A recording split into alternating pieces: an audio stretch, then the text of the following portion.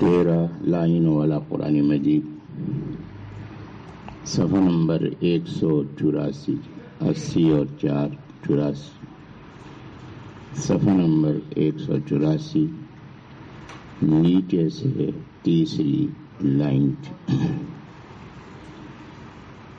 پارہ نمبر 7 رکوع نمبر 11، سورۃ الانعام رکوع نمبر 5، آغاز آیت نمبر 46 40 اور 46۔ اعوذ باللہ من الشیطان الرجیم، بسم اللہ الرحمن الرحیم۔ قل ارأیتم ان اخذ اللہ سمعکم وابصارکم وختم علی قلوبکم من الہ غیر اللہ یأتیکم بہ انظر کیف نصرف الآیات ثم هم یصدفون۔ قل ارأیتکم ان اتاکم عذاب اللہ بغتة او جہرة هل یہلک الا القوم الظالمون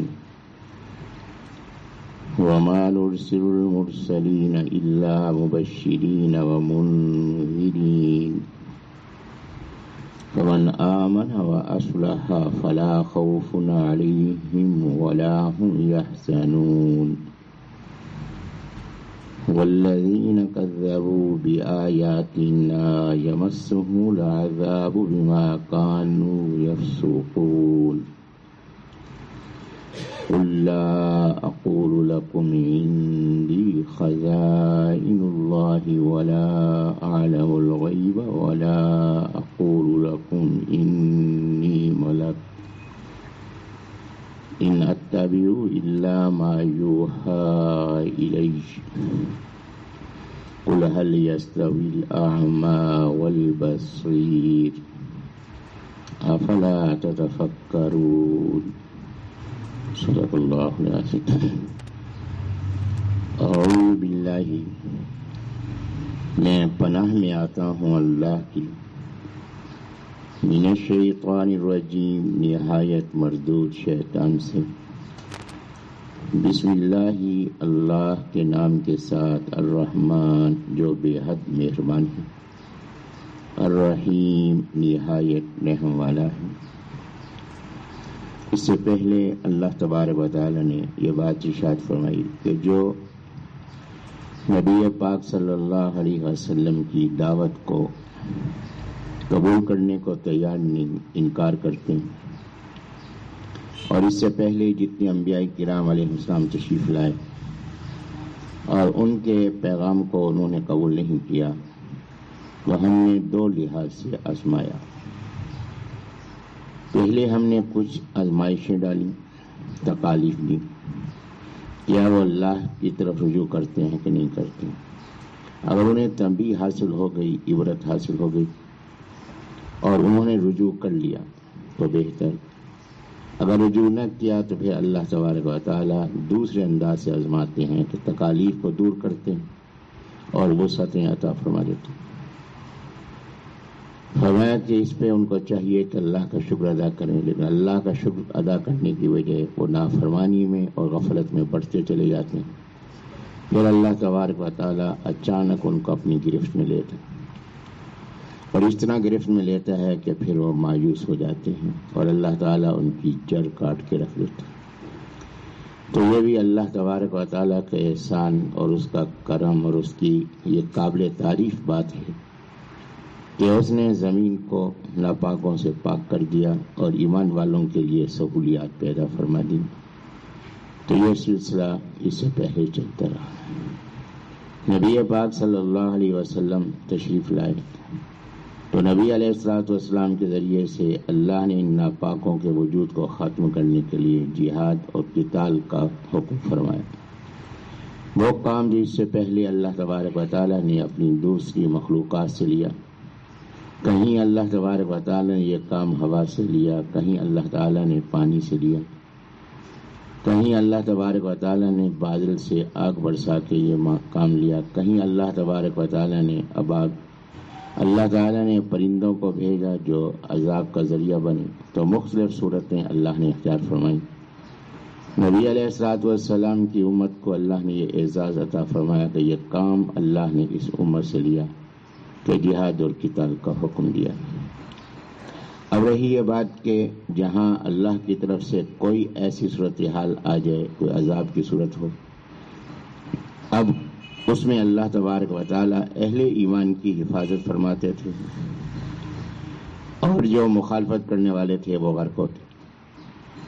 حضرت نوح علیہ نبی جینا علیہ الصلوۃ والسلام پر جو ایمان لانے والے تھے، اللہ نے فرمایا کہ ان کو اپنے ساتھ کشتی میں سوار کر لیں، اور اللہ تبارک و تعالی نے باقیوں کو ہلاک کیا۔ ان ایمان والوں میں کسی پر یہ کیفیت طاری نہیں ہوئی۔ حضرت ہود علیہ نبی جینا علیہ الصلوۃ والسلام کی قوم جس نے مخالفت کی، اس کو ہلاک کیا گیا، اور جو ان پر ایمان لانے والے تھے ان کی حفاظت ہوئی۔ حضرت صالح علیہ السلام کے ساتھ یہی ہوا، حضرت شعیب علیہ السلام کے ساتھ یہی ہوا۔ نبی پاک صلی اللہ علیہ وسلم جب موجود تھے تو یہ صورتحال تھی، نبی اسلام تشریف لے گئے۔ اب اگر سیلاب آ جائے یا کوئی اور ایسی چیز واقع ہو جائے تو اس میں اس بات کا امتیاز نہیں کہ جو ایمان والے ہیں وہ بچ جائیں اور جو کافر ہیں وہ ہلاک ہوں۔ ابھی جیسے آپ دیکھ رہے ہیں کہ یہ وبا اللہ کا جو عذاب ہے، تو اس عذاب کے اندر ایمان والے بھی بہت سے، یہ مسلمان بھی بہت سے دنیا سے گئے ہیں اور کافر بھی گئے ہیں۔ تو اس میں جو ہے ضابطہ پوچھا گیا، سوال ہوا، تو نبی علیہ الصلوۃ والسلام نے فرمایا کہ یہ جو ہلاکت ہے، یہ ہلاکت حق اور باطل کا امتیاز نہیں، یہ قیامت کے دن جس نیت کے ساتھ اس کی وفات ہوئی ہے، جس حالت میں، جس عمل میں، جس کیفیت میں، ایمان کی کیفیت میں اور جس نیت کے ساتھ، تو قیامت میں اسی انداز سے کھڑا ہوگا۔ یہ نہیں کہ کیونکہ سیلاب آ گیا تو اس میں مسلمان اور کافر دونوں ہلاک ہوئے ہیں تو لہذا دونوں ہی عذاب کے اندر مبتلا ہوئے، فرمایا کہ نہیں، بلکہ ایمان والے جو ہیں وہ ایمان کے ساتھ کھڑے ہوں گے اور جو کفار ہیں وہ کفار کی کیفیت میں کھڑے ہوں گے، تو لہذا یہ حق اور باطل کا امتیاز نہیں۔ تو اللہ تبارک و تعالیٰ نے یہاں اپنی قدرت کا اظہار فرمایا کہ اپنا محاسبہ انسان کو کرنا چاہیے کہ اگر کوئی تکلیف پہنچی ہے تو اللہ سے فریاد کرنی چاہیے، اور اگر خوشحالی آئی ہے تو اس کو اپنا کمال سمجھنے کی بجائے اللہ تبارک و تعالیٰ کا احسان سمجھنا چاہیے اور اس پہ شکر کرنا چاہیے۔ اگر انسان ہے، محنت کر رہا ہے، محنت کے باوجود ظاہری اسباب بہتری کے نظر نہیں آ رہے تو اس کو بھی اللہ تبارک و تعالیٰ کی حکمت سمجھنا چاہیے، نہ کہ شکوہ کرنا چاہیے۔ اب اللہ تبارک و تعالیٰ نے نبی پاک صلی اللہ علیہ وسلم سے فرمایا، قل، آپ فرما دیں، ارائیتم، کیا رائے ہے تمہاری؟ اب یہ دعوت غور و فکر ہے۔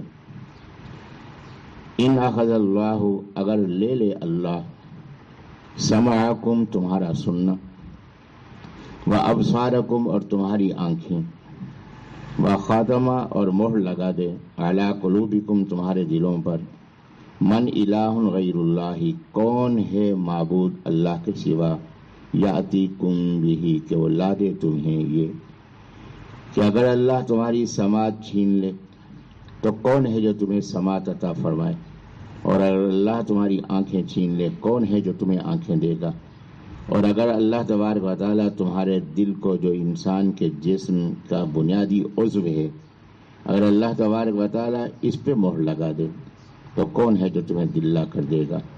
فرمایا کہ اللہ کے سوا کوئی دینے والا نہیں۔ جب دینے والا نہیں تو پھر تم اللہ کے ساتھ شرک کیوں کر رہے ہو؟ دوسروں کو حاجت روا مشکل کشا کیوں مان رہے ہو؟ یہاں تین چیزوں کا ذکر فرمایا، کان کا ذکر فرمایا، آنکھ کا ذکر فرمایا اور دل کا ذکر فرمایا۔ بنیادی طور پر یہ تین چیزیں علمی اور عملی دونوں لحاظ سے اساس کی حیثیت رکھتی ہیں۔ تو دیکھیں کہ یہ کان ہیں کہ انسان کا علم یا تو خبر سے متعلق ہے کہ آپ سن کر جانیں گے کسی بات کو اور اس کے لیے کان کا استعمال ہوگا، آپ دیکھ کر حقیقت کو پہچانیں گے، جانیں گے، اس کے لیے آنکھ کا استعمال ہوگا، اور آپ فیصلہ فرمائیں گے، یہ کہاں علم منتقل ہوگا؟ یہ دل میں منتقل ہوگا۔ تو دل کو بنیاد کی حیثیت حاصل ہے. اسی طرح جسم کے اندر بھی دل کو بنیاد کی حیثیت حاصل ہے کہ جسمانی لحاظ سے دل مرکز ہے خون کا. خون کی سپلائی دل کے ذریعے سے ہو رہی ہے. انسان کا ارادہ اس کا تعلق دل کے ساتھ ہے، فیصلہ اس کا تعلق دل کے ساتھ ہے. تو یہ بنیادی چیزیں یہ. اور اسی طرح نبی علیہ الصلوۃ والسلام کے بارے میں فرمایا گیا کہ نبی علیہ الصلوۃ والسلام پر یہ قرآن مجید نازل ہوا. کہاں نازل ہوا؟ علی قلبک، نبی علیہ السلام کے مبارک دل پر نازل ہوا. تو اس لیے دل کو اساس اور بنیاد کی حیثیت حاصل ہے.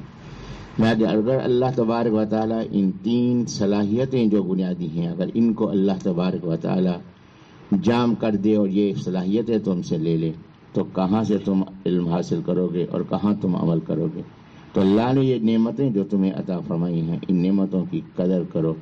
اور جب کہ قدر کرو پھر اس پہ بھی غور و فکر کرو کہ اس کی بناوٹ پہ غور و فکر کرو کہ یہ آنکھ یہ اسی مٹی سے بنی ہے جس مٹی سے یہ ہاتھ بنا ہے، لیکن اس کے باوجود اس کے اندر لطافت کی کیفیت ہے. اس آنکھ کے نظام پہ غور کرو، کس طریقے سے اللہ تبارک و تعالیٰ نے اس آنکھ کو بنایا ہے.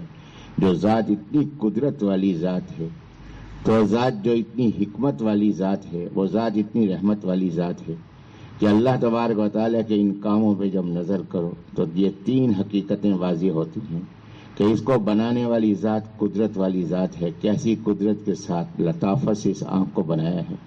پھر اس کے اندر آپ دیکھیں کہ سیاہی ہے، درمیان کے اندر ارد گرد جو ہے وہ سفیدی ہے. پھر اس کے اندر نظام ہے. پھر آپ یہ دیکھیں کہ آپ جا رہے ہیں کہیں پہ اور کوئی چیز آنکھ کی طرف آ رہی ہے، آپ کو ہاتھ آگے رکھنے کی ضرورت نہیں پڑتی. یہ آنکھ خود بخود جو ہے یہ پلکیں ہیں، یہ آنکھ بند ہو جاتی ہے. خود بخود یہ نظام، خود کار نظام اللہ نے یہ پیدا فرمایا آنکھ کی حفاظت کا. تو میں اس کی بناوٹ پہ غور کرو، پھر اس کی کارگزاری پہ غور کرو کہ یہ آنکھ کی افادیت کیا ہے. اور پھر اس کے ساتھ یہ ہے کان کا نظام ہے. یہ کان کا نظام ہے، فرمایا کہ یہ پردہ نازک پردہ ہے اور اس نازک پردے کے پیچھے ایک حوض کی کیفیت ہے.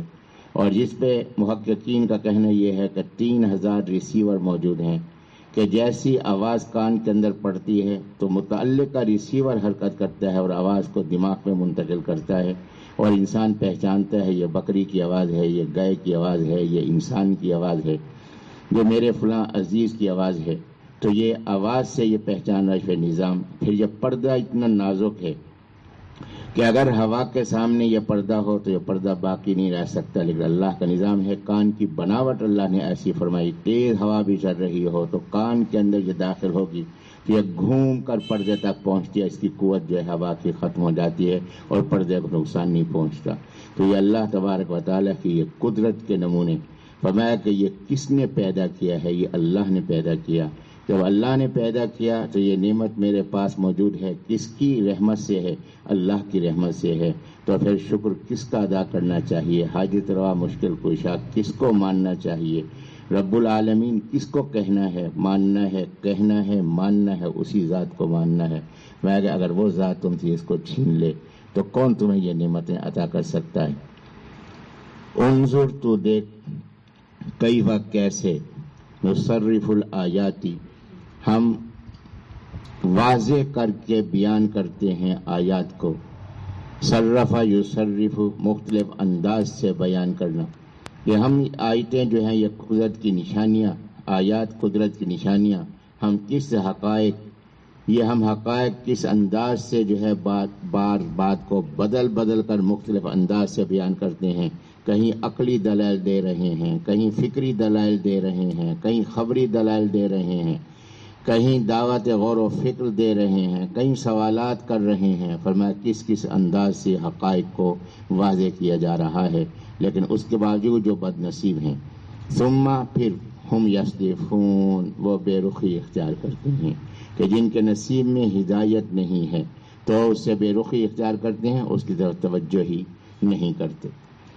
قل، اے نبی السلام آپ فرما دیں، ارائیتکم، کیا رائے ہے تمہاری، ان اتاکم، اگر آ جائے تم پر عذاب اللہ، اللہ کا عذاب، بغتتاً، اچانک، او جہرتاً، یا ظاہر، کہ اللہ کا عذاب آ جائے، اچانک آ جائے، یا اس کی پہلے کوئی علامت نظر آئے پھر وہ بڑھتے عذاب بن جائے.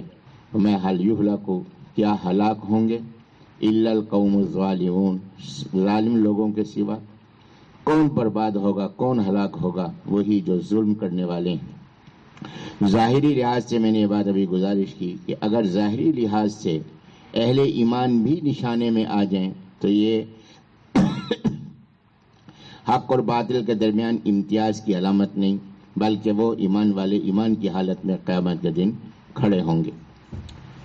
اب فرمایا کہ نبی پاک صلی اللہ علیہ وسلم سے ان کا سوال تھا کہ حضرت یہ کوہ صفا ہے، کوہ صفا ہے، اس کو سونے کا بنا کر دکھا دیں، کیونکہ حضرت کوہ صفا پہ کھڑے ہو کے حضرت نے سب سے پہلے دعوت دی، تو لہذا یہ پہاڑ ہے، اس کو آپ سونے کا بنا کر دکھا دیں، ہمارا یہ مطالبہ ہے، یہ مطالبہ آپ پورا فرما دیں اگر آپ اللہ کے رسول ہیں۔ پھر یہ بات اعتراض یہ بھی تھی کہ دیکھیں کہ آپ ہمارا یہ مطالبہ پورا کریں، ہم آپ کو اللہ کا رسول مانیں گے۔ پھر یہ اعتراض بھی تھا کہ آپ کیسے رسول ہیں، آپ تو ہماری طرح سے انسان ہیں، آپ تو کھاتے پیتے ہیں۔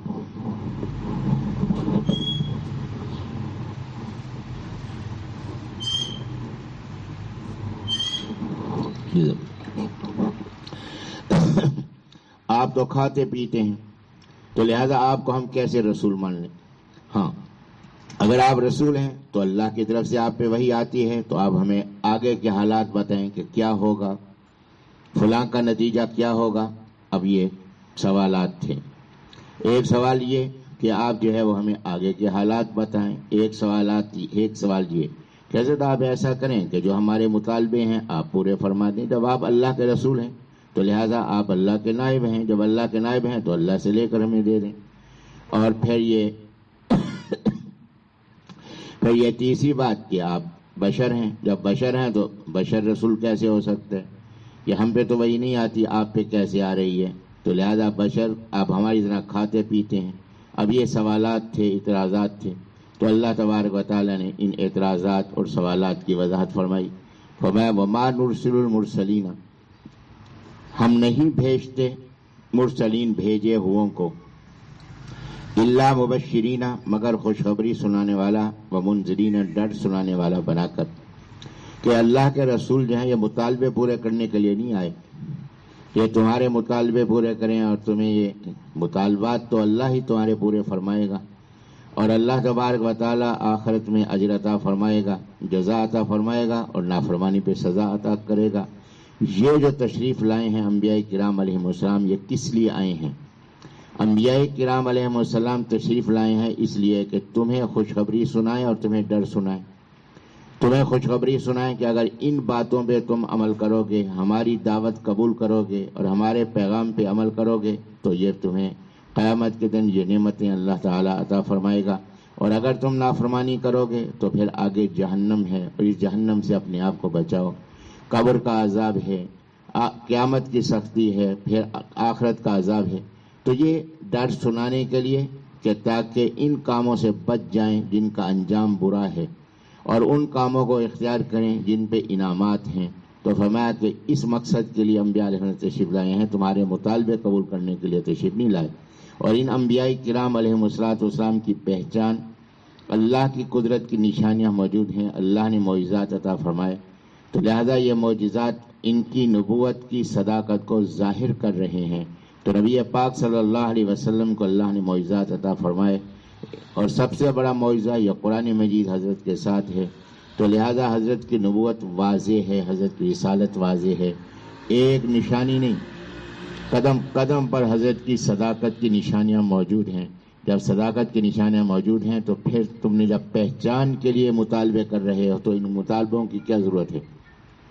کہ اللہ تبارک و تعالی نے ان کو معجزات عطا فرمائے کہ نبی علیہ الصلوۃ والسلام کی پہچان تو ہو رہی ہے، نبی علیہ السلام کی حقانیت اور صداقت تو واضح ہے، تو اب تمہاری ذمہ داری ہے کہ مطالبات کرنے کی بجائے نبی پاک صلی اللہ علیہ وسلم کی اطاعت کرنے والے اور اتباع کرنے والے بن جاؤ۔ تو اللہ کے نبی جو تشریف لاتے ہیں وہ اس لیے تشریف لاتے ہیں کہ تمہیں اچھے انجام سے اور برے انجام سے آگاہ کریں۔ تو یہاں مبشرین، بشرا یبشرو تبشیرن کے معنی ہے خوشخبری سنانا، اور انذر ینذر انذارن کے معنی ہے کہ ڈر سنانا، وہ ڈر سنانا جو فائدے میں ہو، کہ بتانا کہ ڈر سنانا اس لیے کہ یہ اس غلط کام سے بچ جائیں، تو انذار اس ڈر سنانے کو کہتے ہیں جو خیر خواہی کے ساتھ ہو. تو انبیاء کرام علیہ السلام نے خیر خواہی کے جذبے کے ساتھ تمہیں ڈر سناتے ہیں تاکہ تم برے انجام سے بچ جاؤ، اور تمہیں خوشخبری سناتے ہیں کہ ان کاموں کے اندر بہتری ہے اور اس کے اندر تمہیں انعامات ملیں گے. فمن آمن، پس وہ جو ایمان لایا. مگر شرط ہے نجات کی کیا؟ سب سے پہلی شرط ایمان کی، عقیدہ درست ہونا چاہیے. وَأَصْلَحَ، اور اس نے درست کیا اعمال، ایمان کی بنیاد پر اپنے اعمال درست کیے. تو بنیادی چیز ایمان، اور اس کا تقاضا اور اس کا اظہار، اس کی علامت نیک اعمال. تو دو چیزیں نجات کے لیے ضروری. پہلی چیز ایمان. فمن آمنہ، پس وہ جو کہ ایمان لایا، یعنی اپنا عقیدہ اس نے درست کر لیا.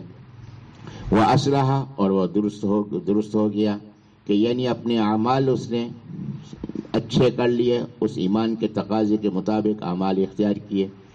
تو فرمایا کہ فلا خوف علیہم، پس نہیں کوئی ڈر اس پر، نہیں کوئی خوف ان پر. ولا هم یحزنون، اور نہ وہ غمگین ہوں گے. یعنی قیامت کے دن جب وہ کھڑے ہوں گے، خوف کہتے ہیں آنے والے خطرے کا جو اندیشہ ہے کہ یہ خطرہ پیش آئے گا، تو اس کو خوف کہتے ہیں. اور حزن کہتے ہیں جو چیز گزر گئی ہے اس پہ جو ہے غم کی کیفیت ہے، اس کو حزن کہتے ہیں. تو غم وہ ہے جو گزشتہ پہ ہوتا ہے، خوف وہ ہے جو آئندہ پر ہوتا ہے. فرمایا یہ قیامت کے دن کھڑے ہوں گے. جب قیامت میں کھڑے ہوں گے، ان کو اپنا انجام بہتر انداز سے نظر آ رہا ہوگا کہ ایمان اور نیک اعمال کی وجہ سے ہم نجات پانے والے ہیں. تو وہاں ان کو کسی عذاب کا خوف نہیں ہوگا. اور پھر یہ ہے کہ اس بات کا غم نہیں ہوگا. کس بات کا غم نہیں ہوگا؟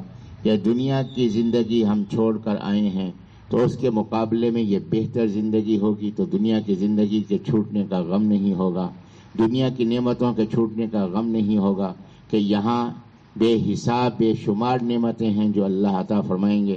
پھر اس کے بعد اللہ جب یہ نعمتیں عطا فرمائیں گے تو انہیں اس بات کا غم نہیں ہوگا کہ ہم محروم رہ گئے جنت سے، یا جنت کی نعمتوں سے محروم رہ گئے، یا اس کے بارے میں یہ خوف بھی نہیں ہوگا کہ آئندہ یہ نعمتیں ہمارے ہاتھ سے نکل جائیں گی. تو فرمایا کہ اس کیفیت کے ساتھ جو ہے یہ کھڑے ہوئے ہوں گے. اور ان کے مقابلے میں جو جھٹلانے والے ہیں وہ عذاب کے اندر ہوں گے. تو فرمایا کہ اللہ کے نبی علیہ الصلوۃ والسلام نے تمہیں یہ دونوں صورتیں بتلا دیں، اور تمہاری ذمہ داری ہے کہ اپنے آپ کو ہلاکت سے بچاؤ اور اپنے آپ کو انعامات کا مستحق بنانے کی کوشش کرو. اللہ مجھے بھی آپ کو بھی اس کی توفیق عطا فرما دے. وآخر دعوانا الحمدللہ رب العالمین. الحمدللہ رب العالمین الرحمن الرحیم مالک یوم الدین. اللہم صلی وسلم وبارک علی سیدنا ومولانا محمد النبی الامی وعلى أصحابه وآله أجمعين كما تحب وترضى عدد لما تحب وترضى. اللهم أيد أمير المؤمنين والمجاهدين اللهم انصرهم ولا تنصر عليهم. اللهم ثبت أقدامهم إنك أنت على كل شيء قدير. اللهم اغفر لنا ولوالدينا ولأولادنا ولإخواننا الذين سبقونا بالإيمان ولجميع المؤمنين والمؤمنات إنك أنت العفو الكريم إنك أنت الغفور الرحيم. اللهم ربنا نجنا من القوم الظالمين. اللهم إنا نسألك خير الدنيا وخير الآخرة ونسألك العفو والعافية والمعافاة في الدنيا والآخرة. اللهم ربنا لا تزغ قلوبنا بعد إذ هديتنا وهب لنا من لدنك رحمة إنك أنت الوهاب. اللهم إنا نسألك علما نافعا وعملا متقبلا ورزقا حلالا طيبا واسعا وشفاء من كل داء. اللهم ربنا آتنا في الدنيا حسنة وفي الآخرة حسنة وقنا عذاب النار. اللهم ربنا تقبلنا وتقبل أزواجنا وأولادنا وأموالنا وأحبابنا وأقاربنا وجميع المسلمين والمسلمات كما تقبلت أصحاب النبي صلى الله عليه وسلم. اللهم نور قلوبنا بالإيمان كما نورت قلوبهم وارزقنا اتباعهم بإحسان وأدخلنا معهم في جنات الفردوس برحمتك يا أرحم الراحمين. وتقبل منا إنك أنت السميع العليم وتب علينا إنك أنت التواب الرحيم. اللهم إنا نسألك من خير ما سألك منه نبيك محمد صلى الله عليه وسلم ونعوذ بك من شر ما استعاذ منه نبيك محمد صلى الله عليه وسلم. أنت المستعان وعليك البلاغ ولا حول ولا قوة إلا بالله العلي العظيم. صلى الله تعالى على خير خلقه محمد وعلى أزواجه وبناته وجميع أهل بيته وأصحابه وآله أجمعين برحمتك يا أرحم الراحمين.